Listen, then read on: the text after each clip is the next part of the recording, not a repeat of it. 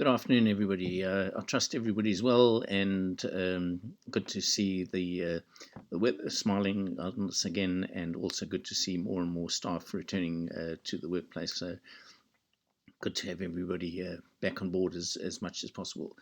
Um, Yesterday's board meetings went really well, better than I expected.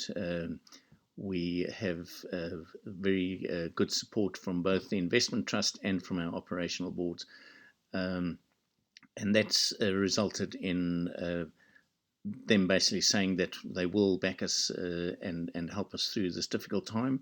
They recognise the fact that we've done and worked hard at reducing our costs. Our cost savings to date amount to around about $465,000. That's an awful lot of money.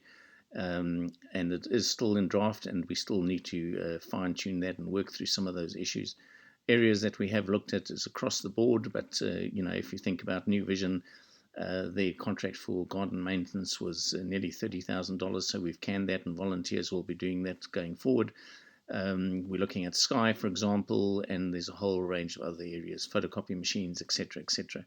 So we will need your support to implement changes that will result in those savings. As I've said before, we are a charity, and we really now need to start thinking and behaving like a charity. So we can only do that with everybody's input and everybody's support. So basically, what I'm saying there is the trusts are going to support us.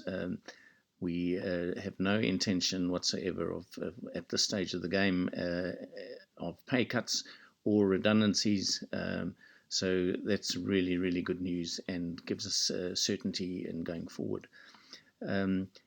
Areas that we will need to look at as well is looking at how we can increase our income, and that can be mainly done through the shops and through our fundraising and marketing. These are two key areas that we need to spend more time on and working on and increasing our income in those areas. So they have been hit hard by COVID-19, but we think we can get back on the horse pretty quickly and develop those income streams even further. So watch this space. We certainly don't need to go to the community at this stage and talk to them about staff cuts and pay cuts and things like that at all. That's not on the agenda. It's not on the horizon.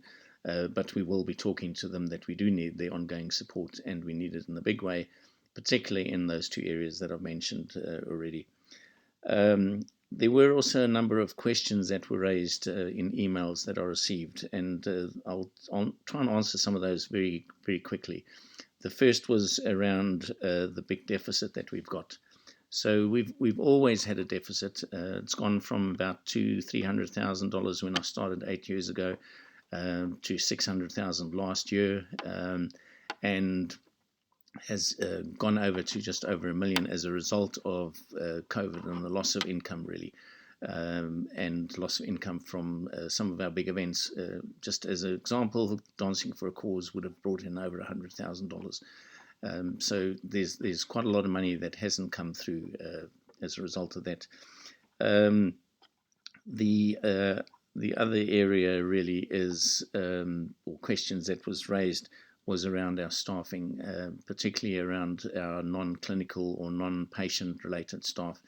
Let me just say that most of those staff are part-timers.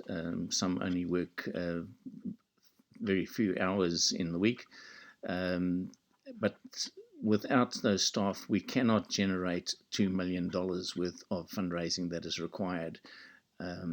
So that's one area I think we need to be more cognizant of the fact that without some staff that are generating funds for us and working in the background, we wouldn't be in the position that we are in the moment. And on top of that, we also have a lot more compliance. So there's compliance requirements around our kitchen. There's health and safety compliance. There's compliance around building warrant of fitnesses and all those aspects that have to be looked at, because if we don't have those, we can't operate either. So unfortunately, we do need staff to do a lot of extra work for us in the new building and new services that we've got, and around our fundraising. So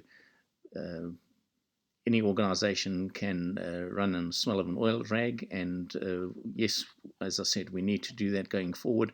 But a lot of the staff that we have, or all the staff we have, need to be there at the stage of the game. I think those were the main issues that I wanted to touch on very briefly. All in all, good news from our boards and the support of our boards. And I'd just like to say that you guys continue to amaze me with the work that you do. We have staff that are struggling with coming back to work, and with the COVID-19 and with economic pressures. And we need to recognize that, be patient, be kind to each other, and we'll keep you informed as much as we can with any other developments. Thank you.